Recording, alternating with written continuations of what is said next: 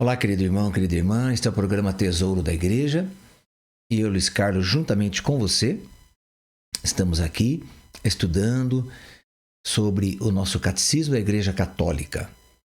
Bem, nós estamos na primeira grande parte, que é sobre a profissão da fé cristã.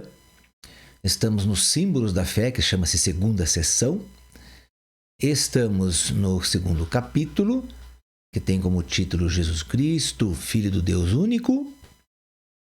E hoje vamos entrar a partir do número 464, que é sobre por que o Verbo se fez carne. Esse por que o Verbo se fez carne, nós começamos a estudar no número, deixa eu ver aqui para você, no número 456, porque o Verbo se fez carne. E hoje nós vamos entrar no 464, que tem como título Verdadeiro Deus e Verdadeiro Homem, que é um dogma da fé católica. O acontecimento único e totalmente singular da encarnação do Filho de Deus não significa que Jesus Cristo seja em parte Deus e em parte homem, nem que ele seja o resultado da mescla confusa entre o divino e o humano.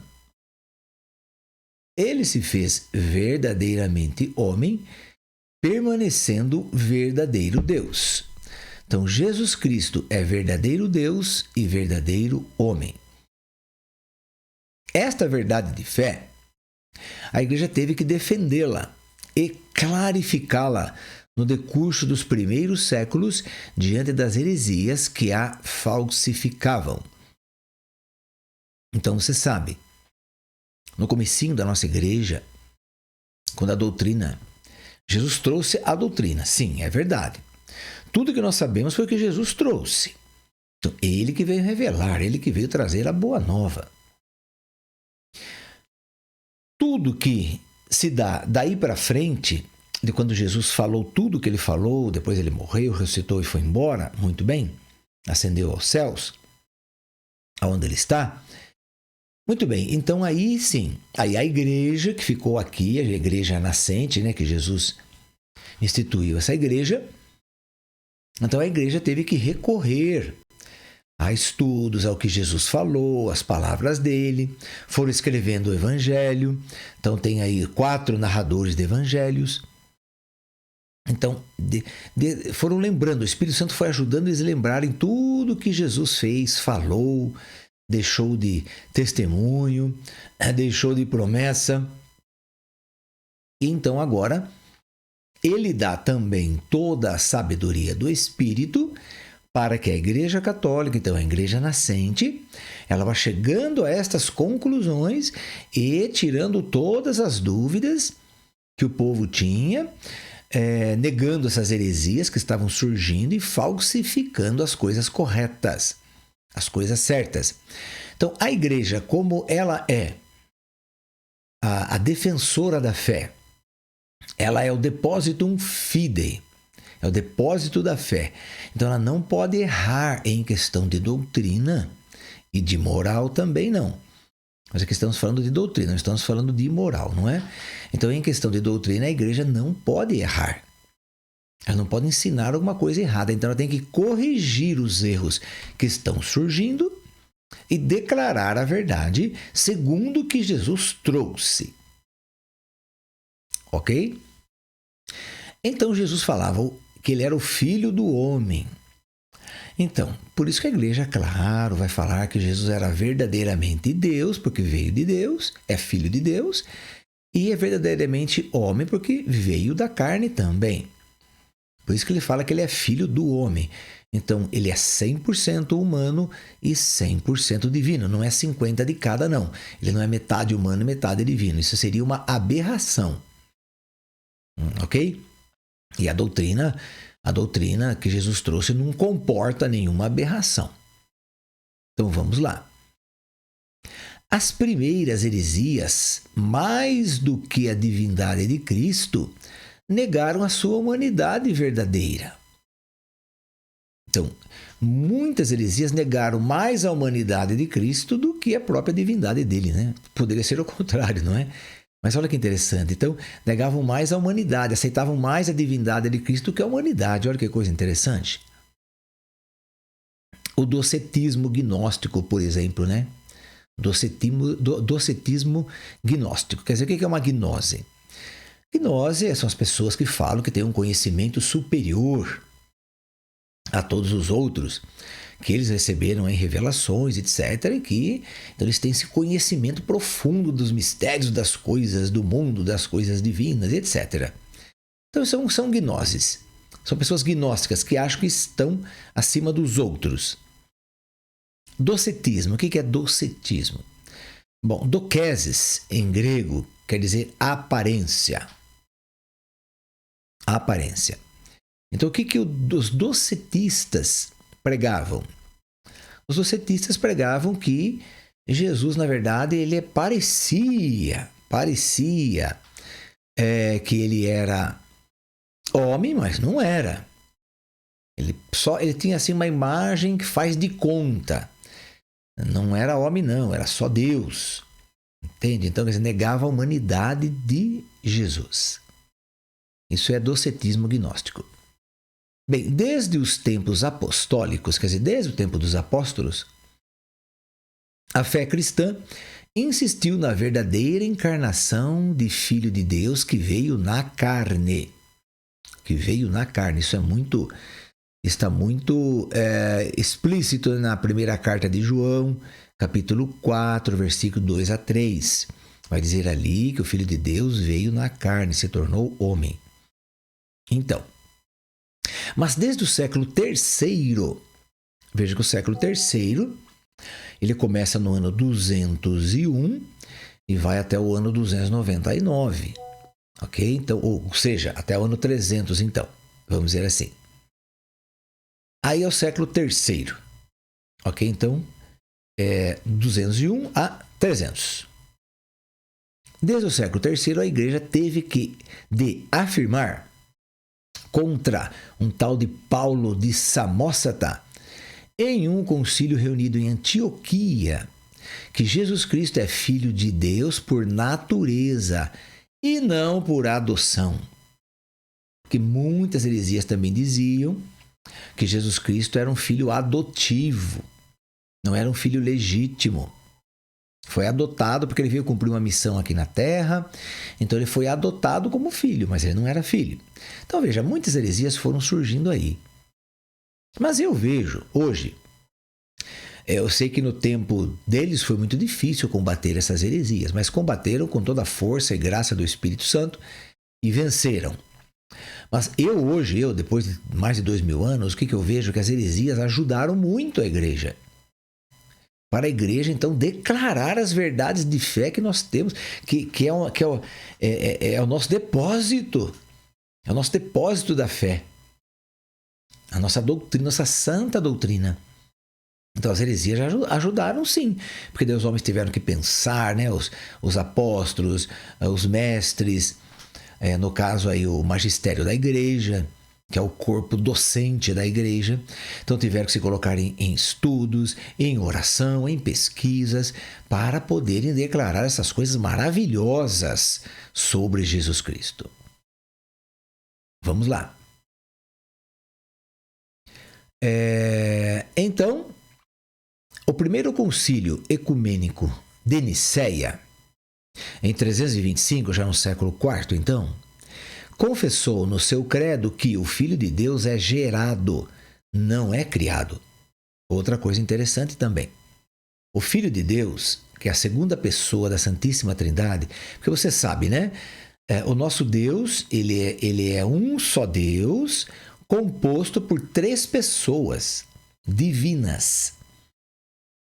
E essas 3 pessoas divinas, elas são completamente diferentes, mas também são completamente iguais. Bem, mas como é que pode isso? Pois então, é um grande mistério que nós só vamos descobrir quando estivermos face a face com Deus e se Ele quiser nos revelar. Também tem essa, não é?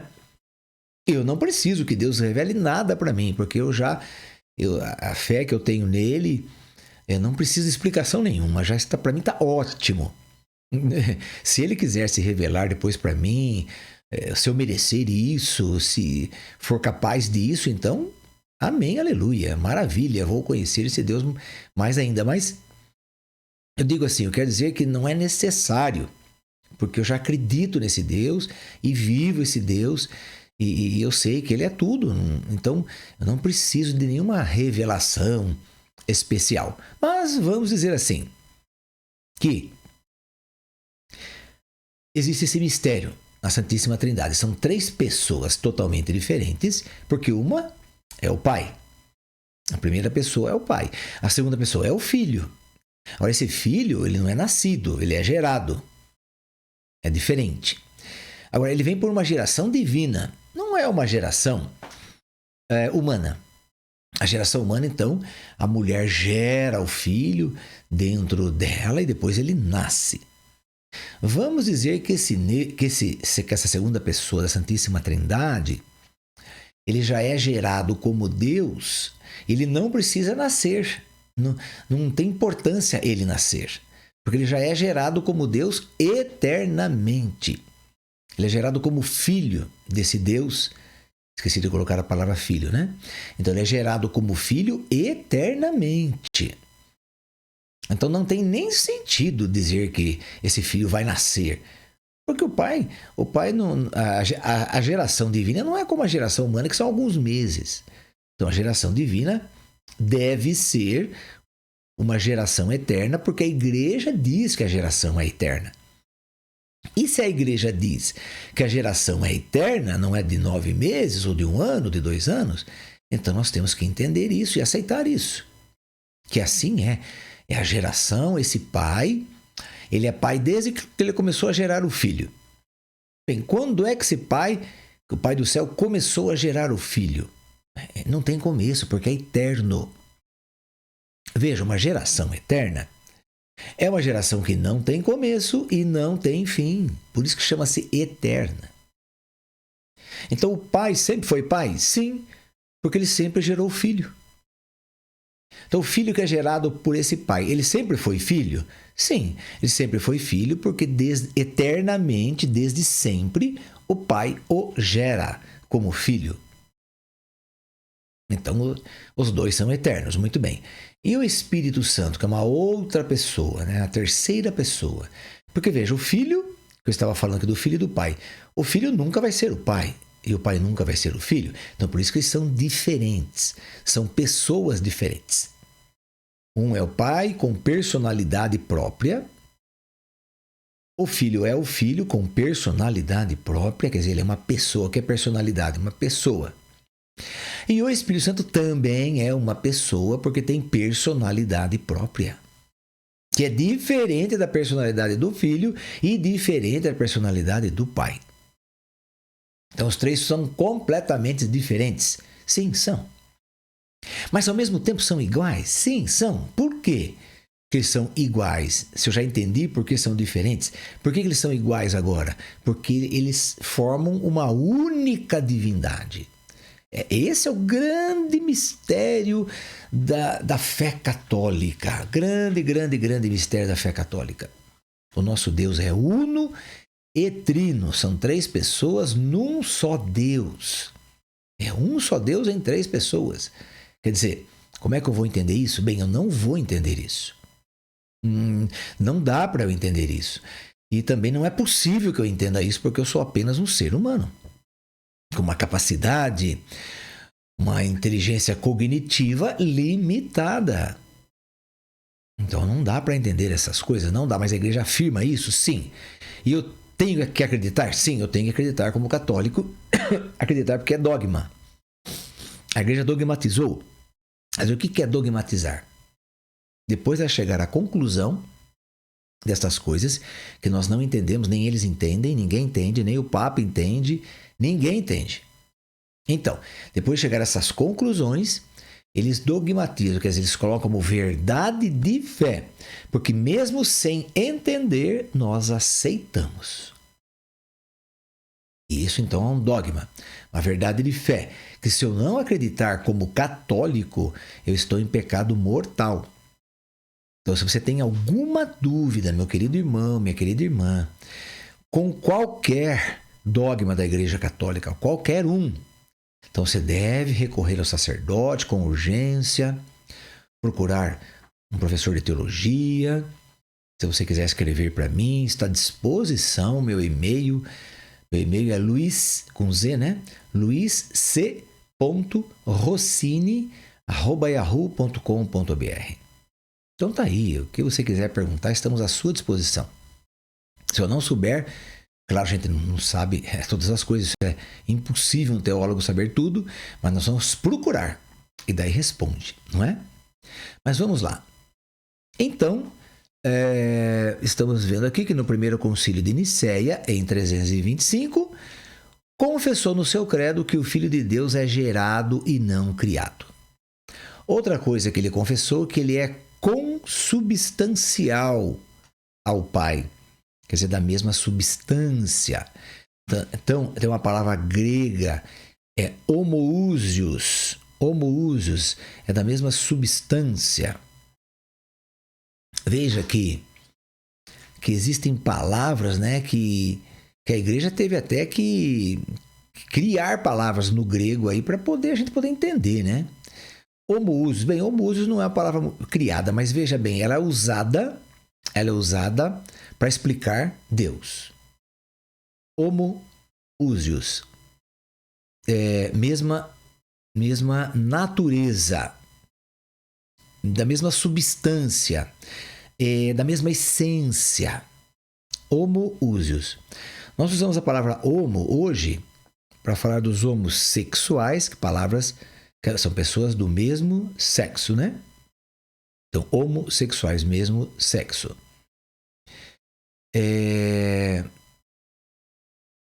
Homogêneos, quer dizer, criados juntos, iguais, que são aí os gêmeos que nós chamamos, né? E essa palavra homo aí é a mesma, quer dizer, é a mesma coisa, né? É usada, então, para muitas coisas aqui da nossa vida.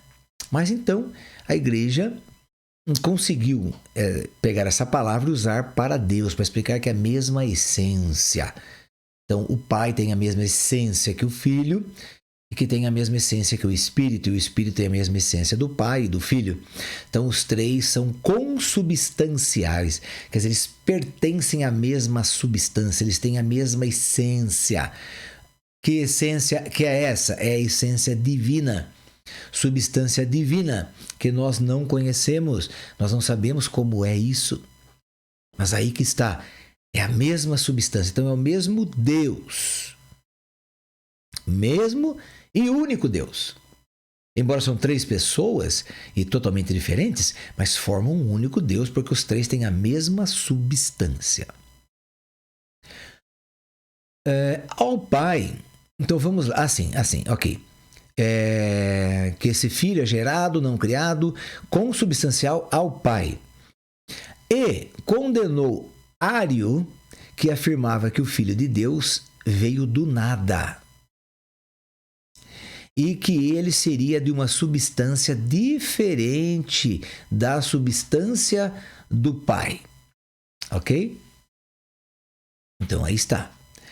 Ário, com as suas ideias, suas pregações, ele tinha muita eloquência, ele era um homem, assim, as pessoas gostavam de ouvi-lo falar, ele tinha muita pureza nas suas pregações, ele falava muito bem, mas só que em aspectos de doutrina ele estava bem errado.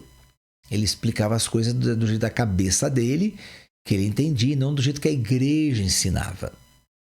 Então ele queria dizer então, que ele tinha uma sabedoria suprema, um entendimento supremo. Então ele dizia que o Filho de Deus veio do nada.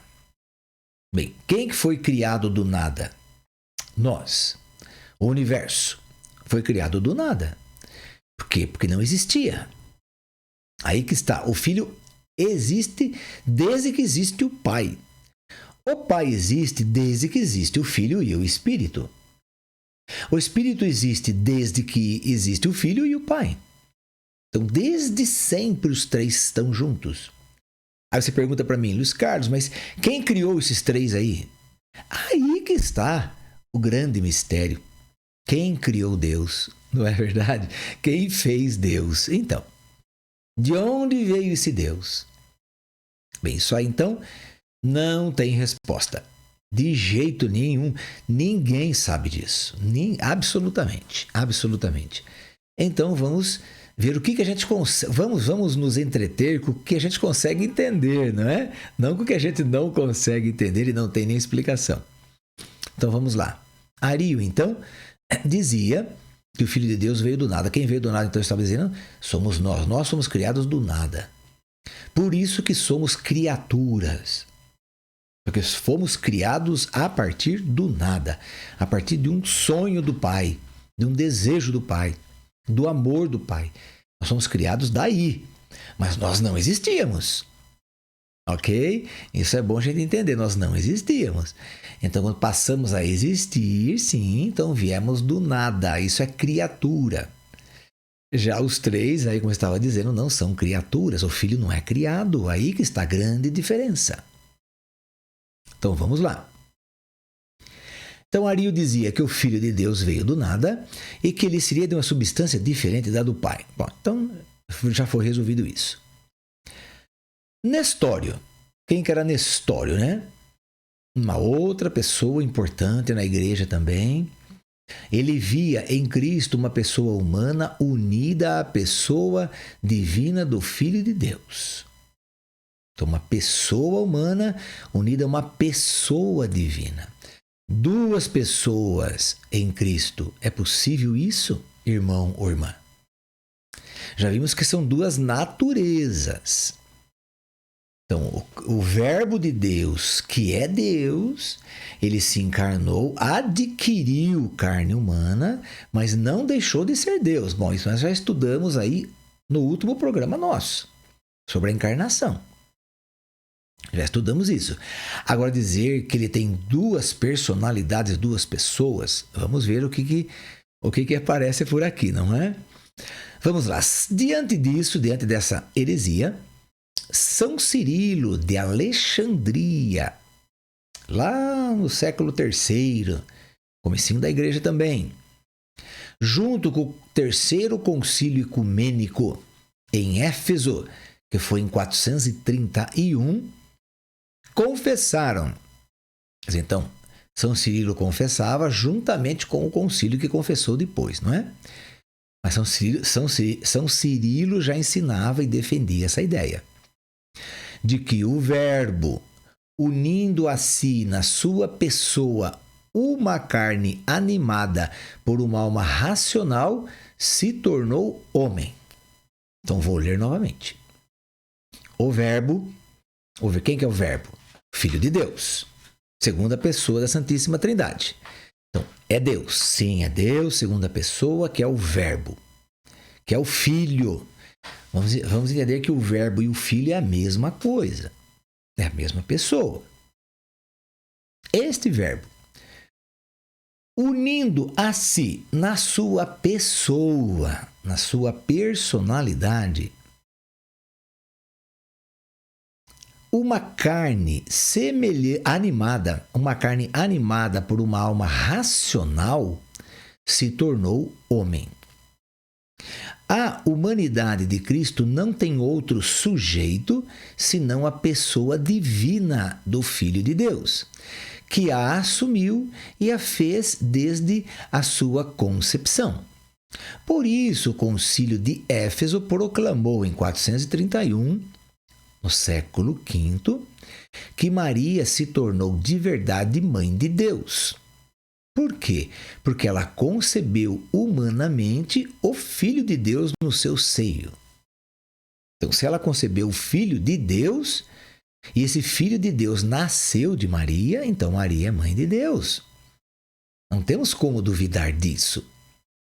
Se ele é o Filho de Deus que veio do céu assim, veio lá, Filho de Deus, entrou no ventre de Maria, foi gerado ali dentro, 9 meses de geração, nasceu, como homem, mas ele não deixou de ser Deus.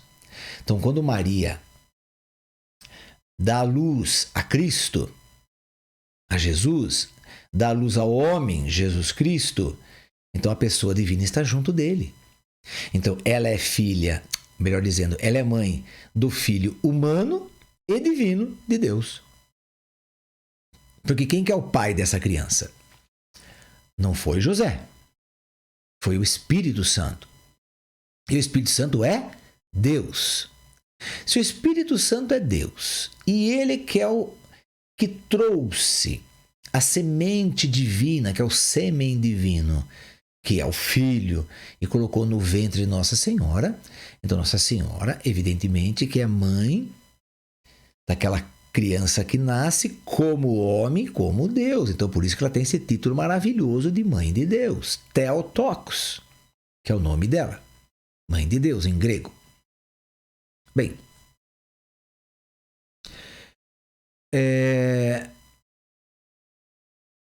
Mãe de Deus, não porque o Verbo de Deus tirou dela a sua natureza divina. Não, Maria nunca foi divina. Maria sempre foi humana. Mas porque é dela, não porque tirou dela a natureza divina, mas porque é dela que ele tem o corpo sagrado, dotado de uma alma racional, unido ao qual, na sua pessoa, se diz que o Verbo nasceu segundo a carne. O Verbo nasceu segundo a carne. Bem, então esse Verbo de Deus nasce segundo a carne porque ele veio através da carne. Ele veio através de uma humana. Então, por isso sim que ele se fez carne. Se ele não viesse através de uma pessoa humana, como que ele iria se fazer carne? Não teria como. Os monofisistas, o que é monofisistas? Mono, você sabe que é uma. Mono é né? Monocromático, uma cor só. Ok? Então dá pra gente, né, pensar isso. Monofisista é monofísico, é um só físico, uma só natureza. Então os monofisistas, uma heresia também, afirmavam que a natureza humana tinha cessado de existir como tal em Cristo, ao ser assumida pela sua pessoa divina de Filho de Deus. Ok? Então, querido irmão, querida irmã, vamos estudar isso, os monofisistas, que daí é um estudo mais profundo. Vamos estudar então no nosso próximo encontro. Tudo bem? Vamos pedir à Virgem Maria que reze por nós e conosco, para que possamos ir caminhando nesses estudos maravilhosos aqui do nosso Catecismo da Igreja Católica. Ave Maria, cheia de graça, o Senhor é convosco. Bendita sois vós entre as mulheres e bendito é o fruto do vosso ventre, Jesus. Santa Maria, Mãe de Deus, rogai por nós, pecadores, agora e na hora de nossa morte. Amém. Que o Senhor nos abençoe em nome do Pai, do Filho e do Espírito Santo. Amém. E até o nosso próximo encontro, se Deus quiser.